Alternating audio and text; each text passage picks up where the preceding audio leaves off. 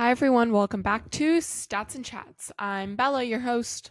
And I am Jason, almost in Mexico, but not quite. That's cool. But I am focused on completing the mission. I accept the mission. I've chosen to accept it. Okay, bing, bang, boom. Let's get started. So, you're going to fill everyone in? Oh my gosh. It was amazing. All right. Mission Impossible, The Final Reckoning. Fantastic. 5 out of 5 stars.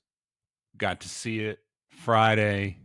Theater was packed. Lots of friends. You went all alone. I was not alone. I was not alone at all. You were alone. No. Listen, you guys don't want to watch. I'm okay with that. I don't want to watch that. So good. It was so There's good, though. A difference. Did not disappoint. Listen, it drew $83 million in gross sales the first weekend. The highest grossing Mission Impossible movie ever. That's a lot. Came in second over the weekend to Lilo and Stitch, which isn't really an apples to apples comparison. Yeah, I don't think the same people watching Mission Impossible are watching It was Lilo and a Stitch. good weekend. It was a good weekend for that franchise. Did not disappoint. It was fantastic. Cool. Edge of my seat. Can hear the theme running constantly in my mind. Okay. All right. So what else? It's the final week. Not only the final reckoning, but the final week. Of school. I'm going to be done. Tomorrow. Yay! Last day. Yes. Last day. But then I have to go back in 2 months. Yeah. The countdown begins. That's kind of how it works. And you get to do swim practice doubles. So that'll be exciting. Yay! No, actually, I like doubles. Doubles are more fun because we do like stuff off the blocks. So, yeah. Do you want to add a little bit of context to what that means for those? Okay, so doubles is like double practices. So we do 2 practices a day instead of 1. And we do that 3 times a week. And why is it better to practice off the blocks? Because when we race off the blocks. Okay. All right. We don't need any of that. Hey, this is kind of a big deal episode. Oh, yeah, it is. This is our 17th episode. Our 17th episode. And our 4-month anniversary. Happy anniversary. Cheers. Happy anniversary. Yay. It's a big deal. Yeah. And we've tripled our listeners. So tripled our listeners over the last month. Thanks, everyone. Thank you. Thank you, everybody. We're learning a lot. Hopefully we're a little bit better than we were 4 months ago. I think we were. Yeah. I think we definitely I'm a little scared to go back and listen to some of those episodes. I would not be doing that. Yeah. I would not be going back. I'm a little scared. Yeah. But we're getting there. We're learning. And we get to hang out. And we get to talk sports. Yeah. How fun is this? So thanks for everything I ever wished for. Oh wow. Okay. Me too. Sure. But thanks for going along on the ride with us. It's been fun. Yeah. And now it's summer. We got some new things cooking. Yeah. Some new ideas. So yeah. Good times. Quick hits. Is that me? Yeah. Okay. Yeah, let's do quick hits. So a couple of quick notes over the last week. We talked about the Indy 500, which did in fact happen.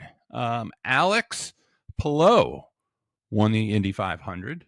Attendance estimated at, this blew me away. So 350,000 people attended the Indy 500. That's a lot of estimated. 250,000 in the grandstands, 100,000 in the infield. Viewership at just over 7 million people on TV, the largest audience since 2008. That's crazy. Yeah, and Palou won, averaging about 168 miles an hour per lap. That's throughout really the race. Fast. Throughout the race, that would be so scary. Yeah, very, very cool. Yeah, and again, another event where attendance is maybe not breaking all-time records, but certainly increasing over previous years, which is pretty cool. Next quick hit, Hard Knocks, one of my favorites. As we get closer to football season, announced they are going to be showing us the inside of Buffalo Bill franchise going into the season. So the only team favored in every single one of In their every games single game. as of right now, going into the 2025-2026 season. A couple of main storylines. Obviously, Josh Allen coming off of his MVP year. See how he responds, trying to get to the Super Bowl, get to the promised land for the first time and win it in his career. They've got some new players, new vets, including Joey Bosa. So see how he acclimates to the established team. It's obviously seen some great success. And this season is actually the final season at Highmark Stadium where they currently play. They're building a new stadium where they'll move after this year's. You know, when you think about the NFL and you think about just great atmospheres, Buffalo's atmosphere, although that stadium's been around for a long time, you think about some of those games in December, November, December, frigid snow, you know, that's pretty special environment. So I'm sure that, you know, they're excited to go to the new stadium, but at the same time, it's going to be a little nostalgic to close it down. Is it like a dome? I don't believe it is. I don't believe it is. But it's bigger. But it's bigger. Bigger is better. So cleanup. I did this section myself. And I wrote down everything that we talked about last week. I'm just shouting myself out for that. Most points in an NBA game, Wilt Chamberlain. 100 points, exactly, 1962. Next is Kobe Bryant with 81 in 2000. And then recently, Damian Lillard and Donovan Mitchell, 70 in 2023. Most total points by two teams playing against each other. The Pistons and the Nuggets, 370 points total in 1983. Yeah. That's a lot of points. It's a lot of points. That's like, if divided in half, that's like 185. That's a lot. That's a lot of points. That's a lot of points. I wonder how long that game took. Well, Pistons and Nuggets. I'm trying to think. In 83, I have no idea. I wonder if that was Isaiah. I wonder if he was playing for the Pistons at that time. That's fascinating, though. That is a lot of points. That's a lot of points. And so the golf majors, the Masters, PGA Championship, US Open, and the Open Championship, also known as the British Open. Why are they the Masters? Majors. Yeah, majors.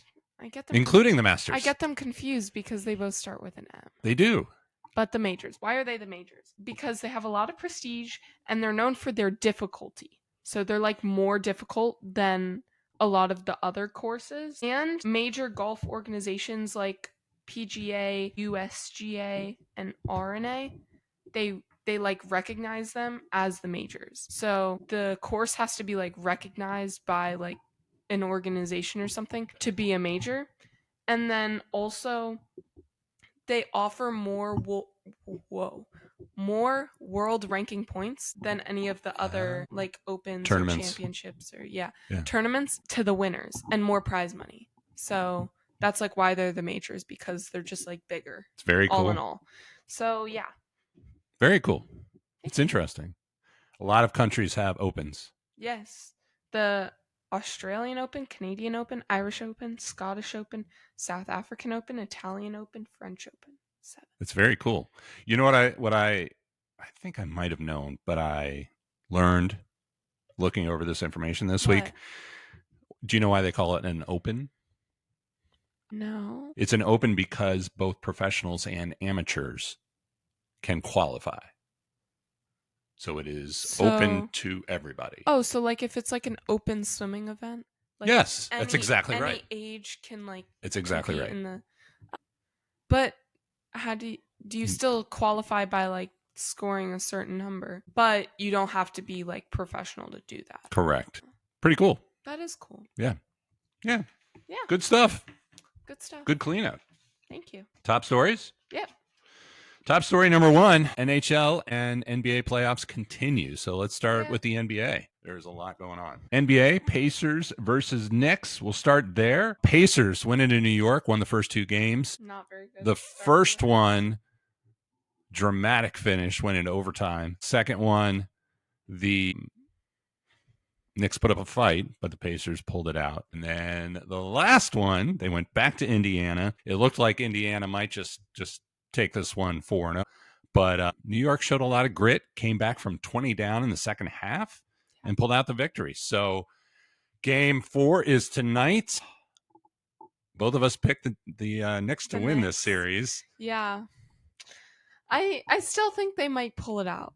I still think they will. I mean, my guess was Knicks in 7. So Yes. if it is 7, all right. So you are holding on to Knicks in 7. I'm holding on for hope. After this game, if the Pacers win tonight and then it's like 3-1, then I think the Pacers are going to win. But if the Knicks pull it out and it's like 2-2, yeah, then I think the Knicks. And it's anybody's. Yeah. Yeah. And they've got home court back again. They do? Yeah. Oh. Well, because they would have lost their first 2 in New York, but then come back and won the next 2. So yeah. So all right. fine. So you're sticking with Knicks in 7. Yeah. I'm changing mine. Okay. The Pacers are really good. Yeah. I know. They're better than I thought, and they seem to be kind of hitting their stride. Yeah. And I wonder if the Knicks, by beating the Celtics, maybe not so much out of them that they're a little tired now. No. Yeah, that's true. Like I said, we'll see how tonight goes. If they lose, then I think the Pacers are going to win. Yeah. But if they can pull it out, then I still have some hope that. All right. I'm going Pacers in 6. Okay. I'm changing it. Okay. Because I can. Because I can. Thunder and Timberwolves. It looked like the Timberwolves might make a series of this. I think they blew them out by 40 yeah. a few nights ago.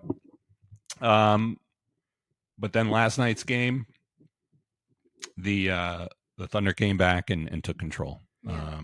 Close game all the way up until the end. Thunder won just by 2 points, but that gave them a 3-1 lead in the series. I think we both picked the Thunder to win this series. And I think they're going to close them out in 5. Yeah. I think the Timberwolves gave it their all last night and it came just a little short. I think the Thunder were the best team during the regular season, and I think that they are going to win this series, and I think that they will be the favorite going into the championship. Yep. So that's what I got for NBA. Cool. NHL. I'm so excited. So Panthers versus Hurricanes. Panthers lead 3-1. Florida is looking for back-to-back Stanley Cup final appearances. They're defending their Stanley Cup title. Yep. Title Cup. Stanley Cup championship. Yeah, that. So yeah, and I found this stat because I was very curious. So the Panthers were leading 3-0, and then the last game, the Hurricanes beat them 3-0. Panthers didn't score at all, which is really sad. But then I was wondering, okay, so what's the probability of a team coming back from a 3-0 deficit? So winning all of the last 4 games in a NHL playoff? It's only happened 4 times ever in the playoffs. So yeah, and the percent chance of this happening is 1.9%. So they have a 1.9% chance of beating the Panthers. It's not too good. No, it's not too good. But 2 of those teams, the Maple Leafs and the Kings, won the Stanley Cup when they won by 4. So when they had the 3-0 deficit, then they won by 4. They went on to win the Stanley Cup. And the Maple Leafs did that in the Stanley Cup Finals. So pretty cool. You never know. It is very cool. But good stats. Yes, thank you. Yeah. Very, very small chance of that happening. So Oilers. Sorry, guys. I can't talk this episode. I'm having a lot of problems. It's okay. Oilers lead Stars 2-1. Connor McDavid and I don't know how to say the last name. Leon Draisaitl continue to carry the Oilers offense while Dallas relies on depth scoring. So, what do we know from this? The Oilers are really good. That's what we know. No, I'm just kidding. Their power play is converting at 32.1% in the playoffs. McDavid leads all skaters with 22 postseason points. Fun fact, last year when they lost the Stanley Cup Finals, he got playoff MVP with 42 postseason points. So even though they lost. Even though they lost, he still got playoff MVP with 42 postseason points, which that's a lot. Like in hockey, that's a big deal. So yeah, I thought that was pretty fascinating. Very cool. If the Oilers beat the Stars and the Panthers beat the Hurricanes, then it's a rematch from last year, which is pretty cool. I'm excited for that. I hope that happens. So I did a little bit of digging looking back to last year. And when I did, I remembered. So in the series last year, the Stanley Cup final. So is your prediction the Panthers? Is it going to be a rematch? Yeah, I think it's going to be a rematch. I agree with you on that. So then the question becomes, who's going to win? Because last year, the Panthers got out to that 3-0 lead in the Stanley Cup final last year.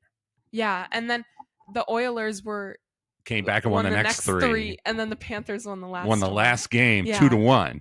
So is it too early to give predictions on the Stanley Cup final? Maybe. I mean, neither one of them have won their games yet. Okay. Won their matches. I'm going to be the first then, even though neither has won their series yet. Okay. Oilers in 7. In 7? Oilers in 7. Redemption. I think I might have to go with Oilers too. But I'm not officially making any predictions. Connor McDavid. Connor McDavid is a beast. And will take no prisoners. And I think he's got a chip on his shoulder after the loss last year.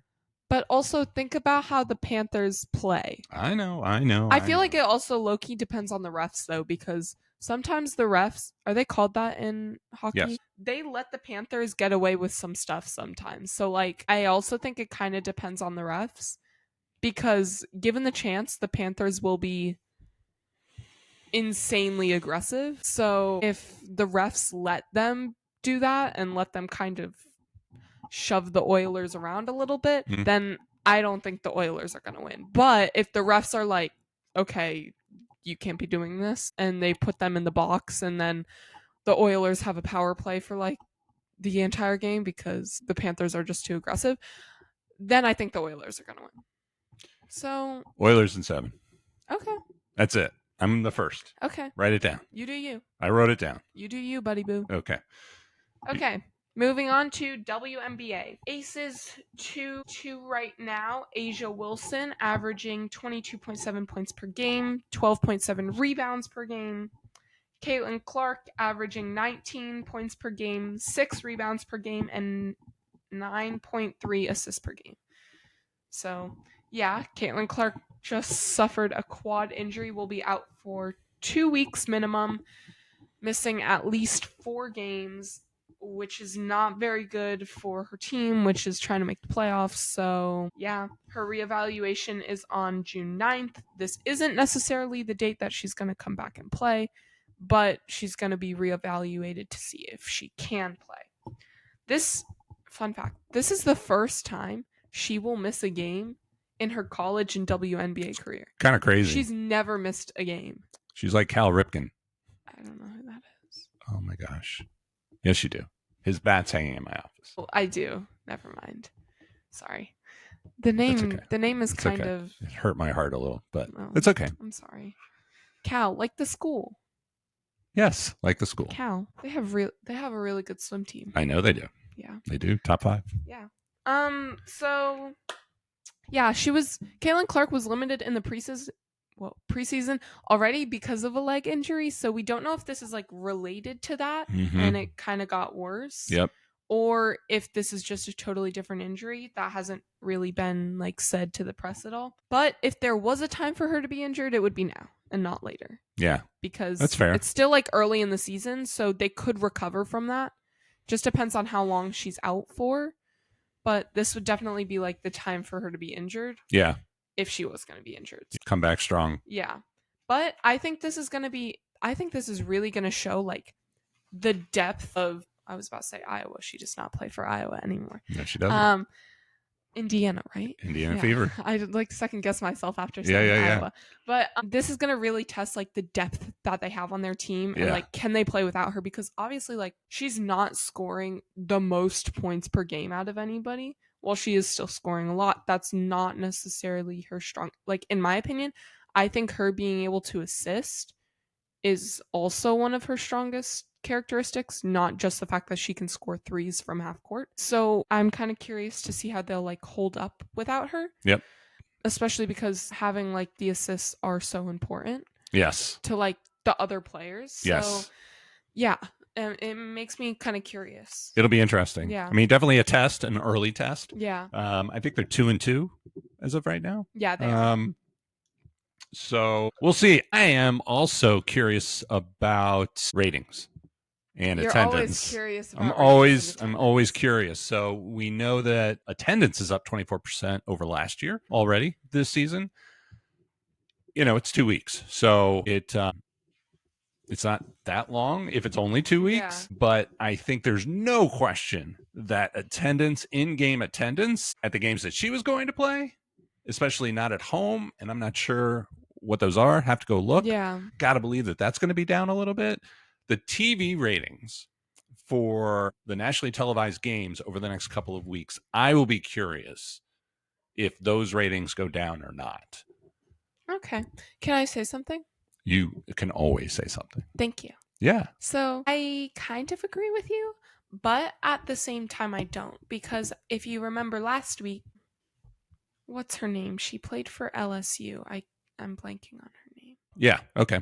Angel? Yeah, Angel Reese. Yeah. Sorry. I was like blanking on her name for some reason. Yeah. Her attendance, her opener was higher than Caitlin Clark's team. So Caitlin Clark, I think her team had a little bit over 17,000. Angel Reese's team had almost 19,000. So I don't know if that depends on like the arena size and were they at like their capacity, like could they not let more people in, or like does it genuinely not matter? Like are people just more excited to see women's basketball because yes, she still is so popular, but there are still other really popular players. So I don't know if it's going to influence it so much to the point where it drops significantly enough for it to matter. Does that make sense? It does. It'll be interesting.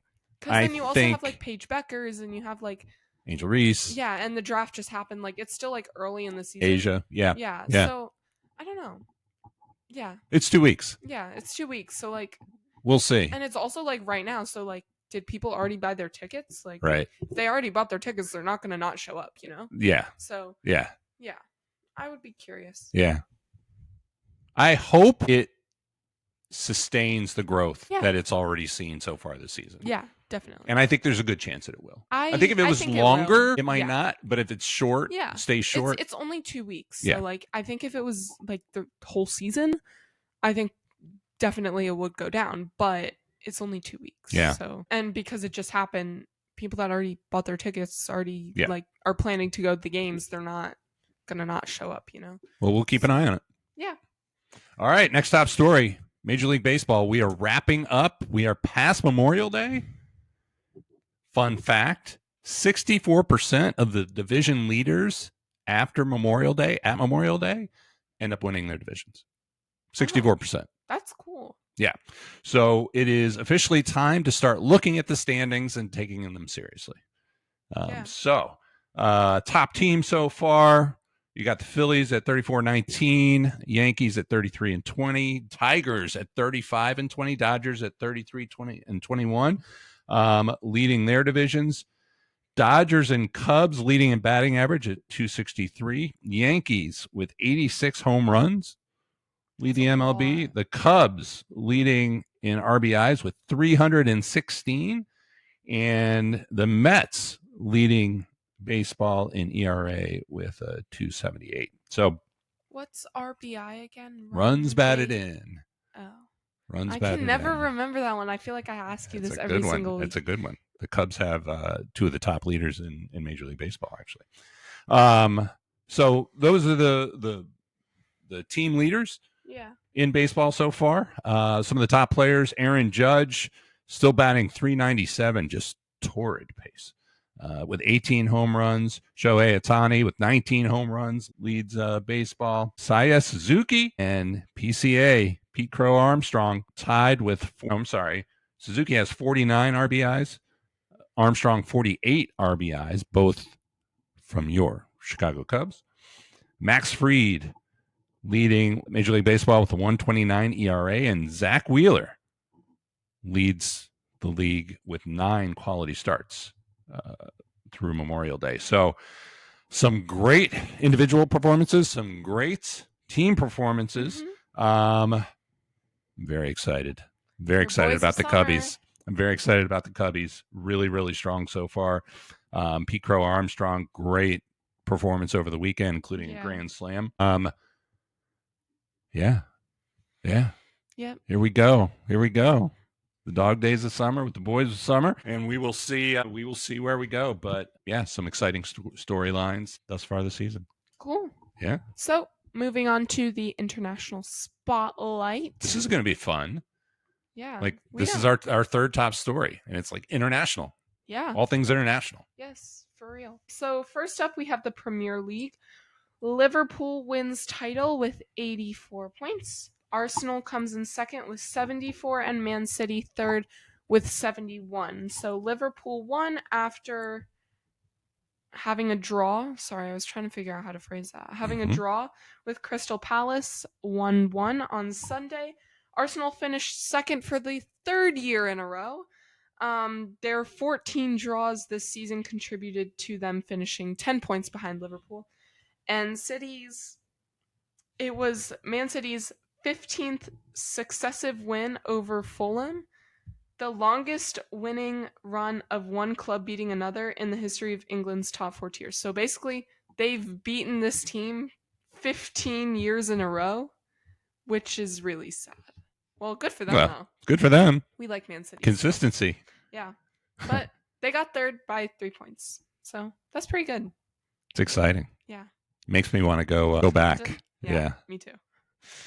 Go cheer on West Ham, who did not finish top 3. Very, very cool. Yeah, it makes me want to go back. Makes me want to watch. It's pretty there. Yeah. All right. Next international story, the F1 Monaco Grand Prix happened last weekend as well. Race results, Lando Norris finished first. Charles Leclerc finished second, and Oscar Piastri finished third. Victory marks Norris's second win of the season, McLaren's first at Monaco since 2008. Average speed, it's so funny the difference between F1 and Grand Prix. The average speed, 96.5 miles an hour, so quite a bit slower. Yeah. But because we talked about it last week, these are they're cars, but it's also a road race. They're not just driving around an oval, right? Yeah. So they're driving through the roads of Monaco. Attendance over the 4-day event was 250,000 spectators. Race day, grandstand were at full capacity at 24,000 fans. That's a lot. It's a lot, but a whole lot less than. But again, it's a completely different setup. Yeah. Here's where I like to go. U.S. TV viewership. The race was broadcast live at ABC at 9 a.m. Eastern, and garnered an average of almost 2 million viewers, which at 9 a.m. on a Sunday, it's pretty good. From Monaco, pretty good. Basically tied last year's viewership. That's cool. So that was your Monaco Grand Prix. In other international news, the International Ice Hockey Federation World Championship was decided last week as well. Happens every year. Started off in 1930. Only missed years because of World War II and COVID. So every year since 1930, it basically ran the month of May. So the 5th through the 25th featured 16 of the top nations' teams. It was co-hosted by Sweden and Denmark this year. Team USA pulled the victory, defeated Switzerland 1-0 in overtime to achieve their first gold since 1933. Wow. 33. It was Switzerland's 4th consecutive silver. Sweden, one of the home countries, captured the bronze. So a big win for Team USA. And it's pretty cool. Obviously, not all NHL players can participate because some are kind of busy doing their main job, but really cool and good for the U.S. Definitely. It definitely gives a little bit of momentum going into the Olympics. Yes. As we start to figure out our Olympic team going into next year. Well, that's 2026. Yeah. Yeah, that's next year. Less than a year away. Yeah, that's cool. Yeah. So that was hockey. And then finally, to wrap it up, the French Open started. this weekend as well. It is the second Grand Slam of the year, the first being the Australian Open, which happened back in January. It kicked off on the 25th and goes through June 8th. That's a good day. And it was pretty cool this year because they started the tournament by conducting a huge tribute to Rafael Nadal, who just retired at the end of 2025. Rafael Nadal has achieved or won 22 Grand Slam titles, including 14 French Opens, which is why they wanted to that's a lot. make the tribute there.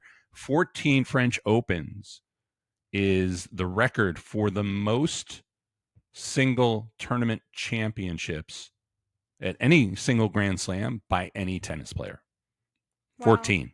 That's crazy. So he is the king of clay, as they like to call him over in France.